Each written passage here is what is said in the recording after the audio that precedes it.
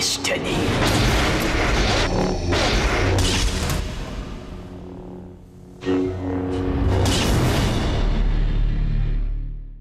Welcome back to Retro Rebound. In today's video, we are going back to Star Wars Episode 3, Revenge of the Sith. Okay, I know, we've done a prequel games retrospective. We also did a dedicated Remembering the Episode 3 video games video. I promise you, third time's the charm. This is the last Episode 3 video I may ever do, so enjoy it while it's here.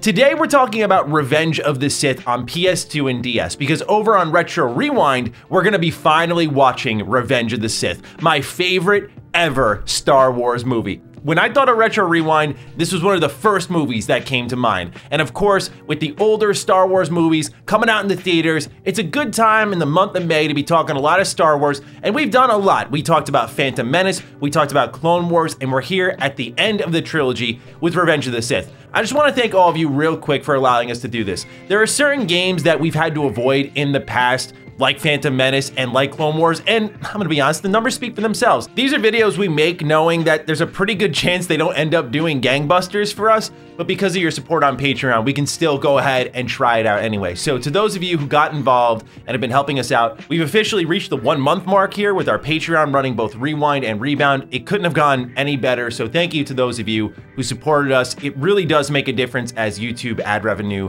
declines and we get to make what we want to make here. So we hope you've enjoyed all of the Star Wars content. Let's get into Episode 3, Revenge of the Sith. These are some of my favorite ever tie-in movie games. We actually have a write-in over on our Patreon, patreon.com/retrorevive, where Stu Dog sets us up perfectly, saying that the Revenge of the Sith game for PS2 is so good and surprisingly holds up well in 2024. I love trying to master that game as a youngster and perfect combos on every level. I especially love the Jedi Temple level for reasons. The local multiplayer saber duel mode was also super fun. Man, what a great game. And that's exactly the perfect way to set us up here, because this game holds up exquisitely well in 2024. It's unbelievable. From animations to combat to game design to unlocks, we're gonna go through it all. Revenge of the Sith at face value looks like, oh, just a good movie tie-in game. But the amount of unlocks you get, bonus missions, maps to unlock in the duel mode, secrets tied into this game, it's really, really dense. There's a lot to do here, and so we're gonna go through all of it. But what I wanna start off with is not the story, not the unlocks, but the combat. The combat in this game still is remarkable in my opinion. It's that PS2 energy beat 'em up that you know and love. Now, for those of you who are like me and happen to be movie tie-in game connoisseurs, Revenge of the Sith may feel a little familiar. That's because if you played games like Lord of the Rings The Two Towers and Lord of the Rings Return of the King, you'll recognize that when you're punching in combos in those games and as you're ramping up and hitting more and more enemies, you'll see fair, good, great, perfect. And when you're hitting all those perfects, you're gonna rank up a ton at the end of the level. We'll get into that in a moment. In Revenge of the Sith, it's the same thing. Now, as a diehard Star Wars fan, as a kid, this was definitely one of the best things that could happen to me, because I love Lord of the Rings, no doubt about it, but I do have more love for Star Wars. So to take a lot of those systems that we saw in the Lord of the Rings games and put them over here in the best Star Wars tie-in game we got so far, oh, I was over the moon. I loved rerunning these levels, trying to get the best ratings as Stu Dog did. It was an incredible feeling because it was all these things that I loved falling into the perfect places. Now, at the end of each level, like I mentioned, you're gonna have experience based on the ranking you get for your combos, and you can spend these on new moves that you can use against enemies, as well as force abilities that you can upgrade. Like, there's a lot here. One thing that really stood out to me when replaying this game is the animations are still silky smooth. Like the way you do side flips and back flips and get around the level, it's not perfect. Like facial animations and cutscenes, for example, are extremely stiff as you'd expect in a 2005 PS2 game. But there's, in my opinion, no denying that this game still looks really good. Like Anakin's blocking animation where he's holding the lightsaber up over his head, just Everyone's personalities and how they use their sabers are captured wonderfully well, even at this point in technology where we didn't really have like full motion capture. We didn't have all that exactly down, which you come to expect nowadays. You see, this is a game that makes you feel a little warm and fuzzy on the inside. There was an innocence to this type of game because when you look at that early 2000s era, people of my generation and older will know that it was a dime a dozen. You didn't really get a good tie-in game almost ever. In fact, superhero games, tie-in games, they were very easily pumped for cash, constantly. If you haven't watched Retro Rebound, you've seen me cover dozens of examples, and there's many we have yet to get into. Like, I haven't talked about some of the original Hulk games and whatnot. There's so many tie-in games I've played, some of the Wolverine games, so many that were just like pump and dumps pretty much. So to get something this good, not just on PS2, but we'll talk about the DS version, was a thing of beauty. And one thing I also like is the game is a little tough. You're gonna see your boy getting roughed up a little bit. Don't worry, we came out on the other side victorious, but there was a bit of a learning curve, a lot of blocking, and this is especially shining in the one-on-one boss fights, which we'll then get into the multiplayer mode from there. But I gotta say, like, the duels in this game, especially with the music, again, the animations, holds up super well. Like, why is this so awesome even to this day? But the difficulty does add something, and especially when we talk about the DS version, the way the mechanics are designed and how simple yet effective it is, it's just from top to bottom, such a wonderful challenge too, which you don't really get nowadays. You have those moments of playing that game as a kid, it's the most difficult thing ever, and then you come back as a young adult or adult and you go, oh wow, I was just really bad as a kid. But this is one of those experiences where you go back and think, hey, kid me was doing pretty good here, because this is still kind of tough. So we mentioned it a lot, the duels, there's a multiplayer mode, and as you progress through the game's single player story, you're gonna unlock new maps, you're gonna unlock new characters that you can play as in this mode. So yeah, these one-on-one duels aren't just there for the flash of the main story, they're actually secret characters you can even unlock throughout the entirety of the game. And this roster is super interesting. You'll get the usual suspects that you would expect in an episode 3 video game. Obi-Wan, Anakin, Dooku, Mace Windu, etc. Okay, cool, got it. You also get original trilogy characters, Ben Kenobi, you'll get Darth Vader, you'll get the Death Star map from episode 4. Okay, cool, yeah, stuff you'd expect in a Star Wars game. But then you get characters like Sin Dralig, which when I had to look him up because I was like, who is this dude? According to the behind the scenes on the Star Wars wiki, for his brief appearance in Star Wars Episode 3, Revenge of the Sith, Sin Dralig was portrayed by prequel trilogy stunt director Nick Gillard, whose name was the basis for the character's name. Sin is Nick backwards without the K, and Dralig is Gillard backwards. Dralig would then appear in the 17th episode of the 5th season of the animated television series Star Wars: The Clone Wars. So yeah, you know, your favorite character from episode 3. Remember, this is a 2005 game. Nowadays, I know Clone Wars geeks are gonna come at me. He's actually a very important character, Maddie. Well, we're talking 2005 when we did not get to explore the Clone Wars in such grand detail. How about another one? Sarah Keto, or Keto? It's spelled like keto, like a keto diet. Nonetheless, I had to look at the behind the scenes on this one too, and over at the Star Wars wiki, they say that Sarah was created for the 2005 LucasArts Star Wars Episode 3 Revenge of the Sith game.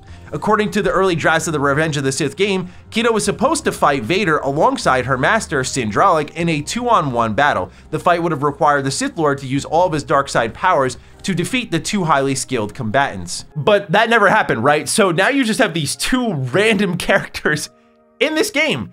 I think the idea was this.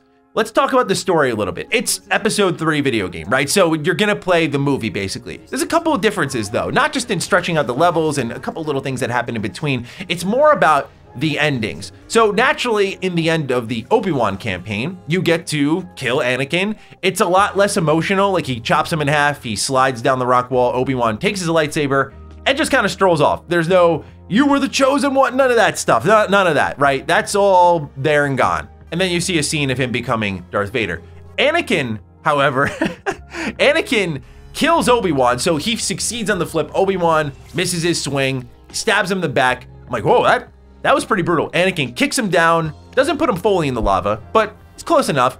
And then the Emperor congratulates him, hands him his new lightsaber, and Anakin just impales him quickly after. You know, the clone troopers are surprised. Whoa, what just happened here? And he says that the galaxy is his. So my assumption is that there was going to be an epilogue to this where as Darth Vader, you were going to be attacked by these two Jedi as a final mission to kind of solidify his place as ruler of the galaxy. Maybe this little continued story, because I do like the idea of a secret ending. If you beat the game with Obi-Wan, you get Anakin's, and I think that was the goal, is to take it one step further. I do wish movie games could get re-releases, because this would be something I'd love to see content complete to create some meaning behind these characters beyond just weird random additions to the roster. Like, if you didn't have, in my opinion, the Star Wars wiki, I have no idea who these characters are, especially Sarah, who is just literally thrown in here for the purpose of the game, but doesn't appear in like the main story or really anything at all. She looks really cool though, so I wish there was a little bit more of her, but that's the story behind these characters and the multiplayer mode, which otherwise is just one-on-one duels in all these various maps you're gonna see throughout the main story and otherwise unlock as secrets throughout completing said story. But that's not it. You're also gonna get bonus missions. You can play as the Magna Guards fighting against the clones. You could play as Grievous in the level on Utapau where you fight against Obi-Wan. There's a platforming challenge in as Anakin on Mustafar. You could play as Yoda in the Jedi Temple. You could play as Darth Vader on the Death Star killing Ben Kenobi. Like, these are just, there's tons of bonus missions that you unlock, which is also, I think, incredible. Like, they just packed this game full of content, full of things to unlock, things to do. There's concept art you can unlock, models you can unlock, you know, the classic game stuff, but the amount of unlockable content in this game, again, I miss this sort of game design. I get nowadays it's scary, we gotta access everything. I get it, but I really do wish that more games had the guts to say, let's wall off some of the content, like fighting games. Let's wall off like 5 to 10 fighters and make people play a really good story to unlock them and get creative with it, because there's no denying that games with this kind of design had a little bit longer legs and could go where this would typically just be a 4-hour long tie-in game, but because of the unlocks and the saber duel mode and the extra ending, there was a lot here, the bonus missions, it added a lot of life to the game that otherwise could have been a shoe-in, and that's why you respect the game, but also it just added so much to it because of the way it's designed, where like today they would just give you everything. They wouldn't just have bonus missions, they'd be like, oh, we'll just make a section of the story and squeeze these in somewhere. Like, I just feel we've lost that touch with our game design, where back then it was done better at times, and this is a great example of it. So that's the console version of Revenge of the Sith. Let's take a look at that complete in box and then get into my personal favorite, the DS and Game Boy Advance version.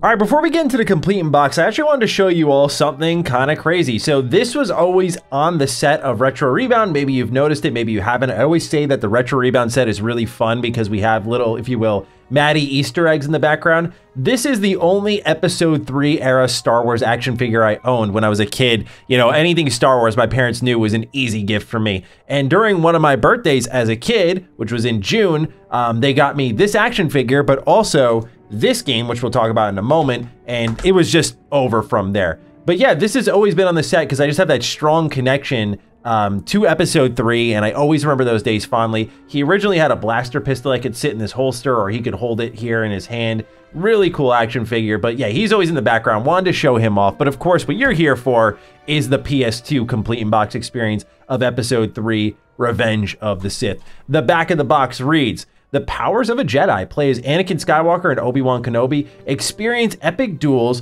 from the film that test your lightsaber skills and force powers. Enhance your Jedi with new combo moves and upgradable attacks. Then here it talks about exclusive movie content, the only video game to feature footage from Revenge of the Sith, gripping movie sound effects created by Skywalker Sound, authentic Star Wars soundtrack intensifies the action. So yes, this is the only game that you can get the Episode 3 movie in. I don't know if the title gave it away.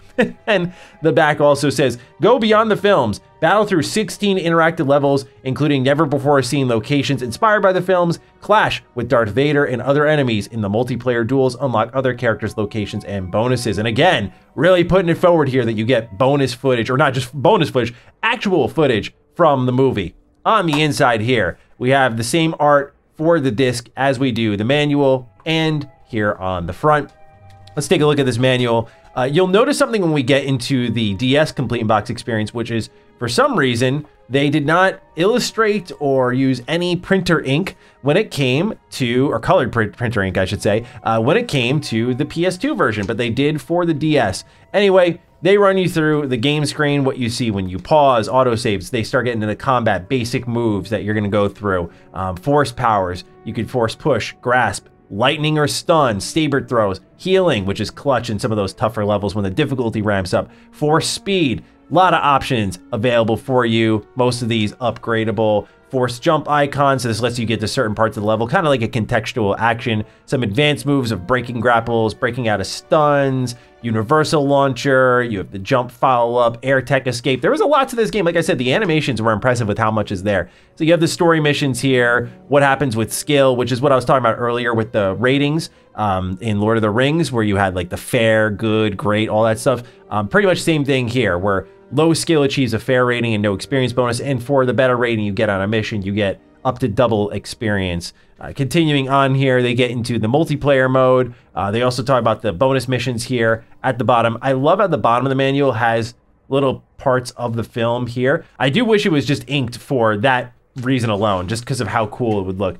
Anyway, we're here at the back with the credits. The only thing that they spent some bread on, by the way, this is funny, just seeing like, you know, you can go ahead to sonyclassical.com to get more on the episode 3 soundtrack. Nowadays, it's like, you got Spotify, you got Apple Music, all right, good. Anyway, the only thing they spent a little bit of printer ink on was here on the marketing department slip that you would send in to LucasArts and just let them know what you were thinking about the game, what they could do next. And then here on the back, Star Wars, prepare yourselves. And they're promoting some Dark Horse comics. So pretty simple, complete in-box experience, but nonetheless wanted to show off that action figure alongside it. But this is what you would get. This game in particular. You don't get the action figure, unfortunately, in episode 3 on PS2. If you've watched a lot of Maddie, you've likely at one point or another heard me wax poetic about the DS/Game Boy Advance versions of Revenge of the Sith. Oh, this is the dual SKU approach I'm always talking about. I love how you get 2 different versions of the game. If you love the double dip, this is exactly what I'm talking about.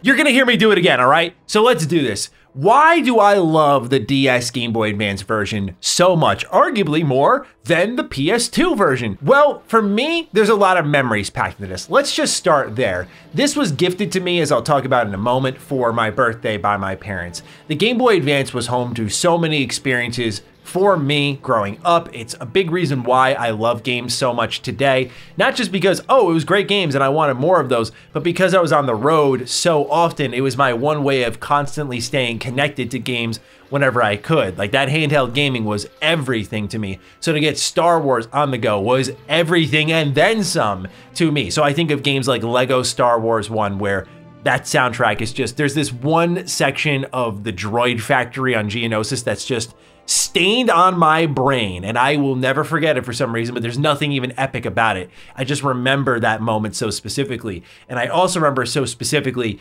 getting Revenge of the Sith as a gift on my birthday, being off the walls with excitement, firing it up on my cobalt blue Game Boy Advance and running through this game in like an hour. Yeah, Revenge of the Sith on DS and Game Boy Advance, like many games on these systems, was not very long at all, but that didn't matter. The mechanics are so refined, the game is so replayable, it's so enjoyable that to this day, I still go back at least once a year because it's an hour playthrough and I'm done. I have an hour to spare, no doubt about it, and I will definitely happily throw it into Revenge of the Sith. Now, unlike Revenge of the Sith on PS2, it's not like I'm gonna get into a plethora of modes and mechanics here.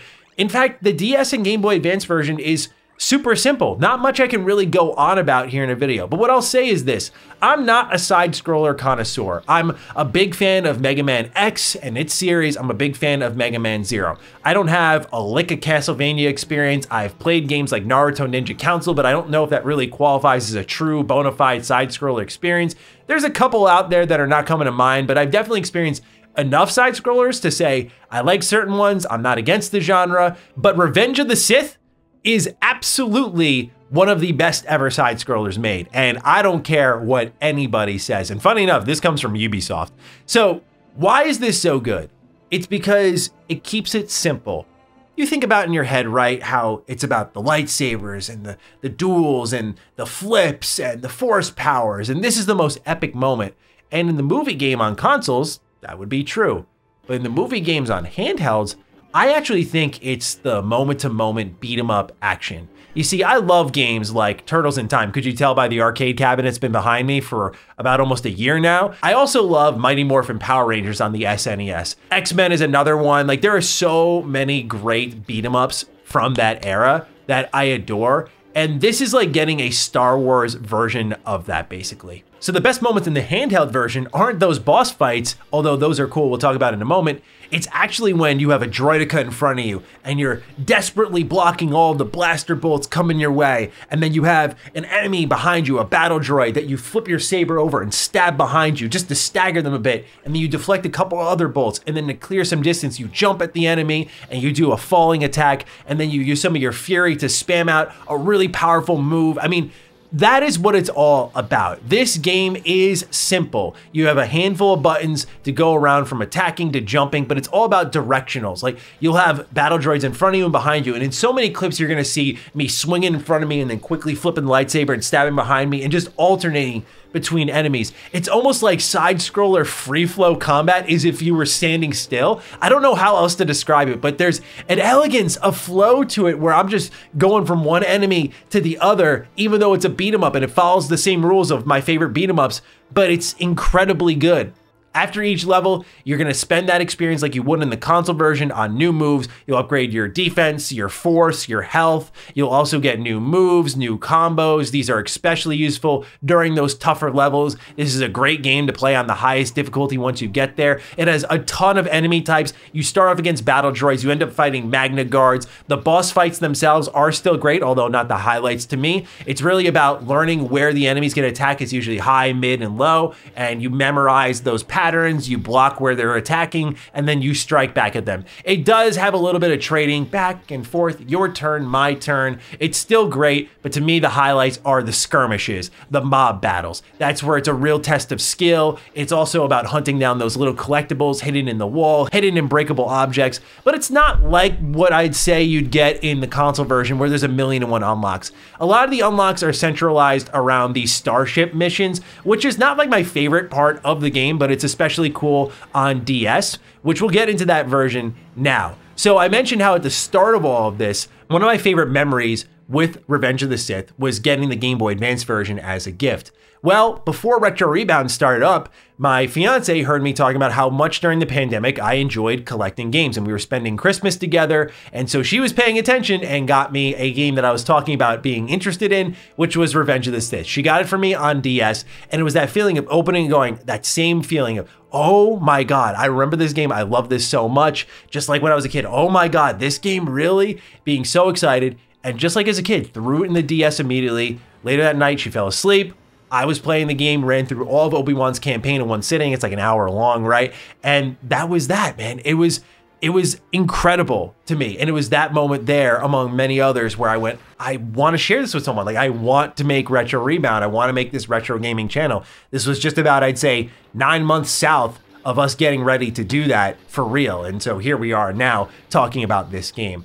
Like I said, though, the Starship missions on the DS, you get to use your stylus. It's a little fun, a little creative, a lot of unlocks here, a lot of different ships you can get that you'll recognize from not only the original trilogy, but also the prequel movies. It's a really cool mode, but it's mostly focused around multiplayer, and so it doesn't add too much, in my personal opinion, but still a really cool mode, very different. So you really get the ultimate double dip here in Revenge of the Sith. That's enough from me, though. Let's go ahead and get into a complete box experience for the DS version, and then we'll get on out of here. Here we go. We got Episode 3 on Nintendo DS. Same front of the cover. Back of the cover talks about the ultimate Jedi action experience. Jedi being trademarked, by the way. Kind of interesting there. It says, with the fate of the Republic in your hands, you must master the ways of the Force and resist its darkest temptations. Use deadly weapon combos and maneuvers to defeat legendary Star Wars villains, including General Grievous and Count Dooku. Discover formidable Jedi powers, including Force Push, Saber Throw, and even Mind Trick is in this game. Pilot classic Star Wars ships in action-packed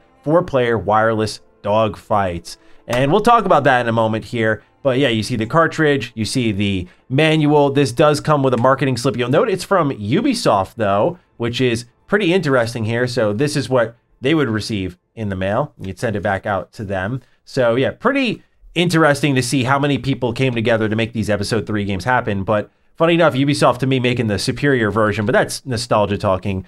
Anyway, we have here on the inside the table of contents, breaking down the basic controls. And like I mentioned earlier, they spent money on the printer ink for this one. They decided to put some color in the DS. Maybe they were printing less copies of that compared to what was on console. Again, more on the controls, an introduction of what's happening in the story. They walk you through all of the characters, so you see all of their sprite art here, all of their various stances. I love how they call him Darth Tyrannus and not even Count Dooku, the more familiar name. Just a little cut there. The starships you can unlock, there's 17 you can unlock for the multiplayer setup. Otherwise, they're under the special mission, in case you're wondering. You can see those right here. And otherwise, they get into things you see on screen, like your health bar, your fury bar, your focus bar, all that stuff. Same thing here as you would get in the console game. You can level up. You also see how you navigate the mission selection screen. You can see how it's kind of like, oh, I don't know if you guys have played Zero Escape, but it kind of reminds me a bit of that, where you have these like branching story paths, if you will. Their powers are different. Obi-Wan has speed, heal, pull, push, shield, and mind trick. So you can stun enemies in front of him with mind trick, in case you were wondering what that did. And then Anakin has saber throw, absorb, pull, push, rage, and choke. And yeah, Anakin's definitely the more fun one to play, as he's got some out-of-pocket powers. Some of the pickups and what they do, some levels you're really looking for these, especially some of the Starship missions have their own power-ups. And then here on the back, they're promoting Star Wars Trilogy Apprentice of the Force, which was another Ubisoft game. And you would also have a coupon here on the bottom with free 2-day shipping. So if you wanted to pick this up, you would get free 2-day shipping. So kind of cool, little bit of a throwback there. But nonetheless, ladies and gentlemen, that's what you got in a complete box copy of Episode 3, Revenge of the Sith on Nintendo DS. All right, thank you for sitting through an obnoxiously long Revenge of the Sith video. I'm sure there's a million out there already, but I love these games so much. And when we set up our content, me and Locke will typically get in a call and decide, like, what games do we want to cover? What's coming out? What do we want to synchronize things with? What do we want to take flyers on? And one of the things I really wanted to do to start off May was kick it off hard with some Star Wars content. I know for a lot of people, Star Wars optimism and interest is kind of low. I still adore the brand. I still have so many Star Wars games I want to talk about. And it was one of those setups for our content where I was more focused on the end goal than what was going to happen before it. I think we could have picked games that were different from Phantom Menace and Clone Wars that would have maybe performed better. Like, we haven't talked about Force Unleashed 2. We haven't talked about a bunch of Star Wars games, like the PSP Battlefront games. Like, we haven't talked about some of those. But at the same time, I feel like there's something really cool about being able to say, hey, in the month where they brought these Star Wars prequels back into theaters, we covered each of the prequel movies and each of the games that were tied to those movies. That is a cool thing to say we did. And it's only possible because you supported us on Patreon, you support us by watching here. Ad revenue on YouTube is garbage. So we just thank you for being a part of what we do here, for stopping by, supporting in any way you can. It makes these moments so rewarding where it's like, yeah, we did that. And I know for many people, it's like, what, you talked about the prequels for the millionth time? Congrats. But for us, it's really cool just to see that all come together, have that pocket of content. So when someone new comes along and they want to see us talk about Star Wars, I mean, we got the whole lineup, nothing missed. It's a really great feeling as a creator. So thank you for tuning in. Thank you for enabling us to do this. I hope you enjoyed going down memory lane on Revenge of the Sith. Like I said, this is probably gonna be the last time we talk about episode 3 in such grand detail, so I wanted to go hard for it. Thank you for tuning in. Take excellent care of yourselves, and I will see you in the next Retro Rebound. Peace out.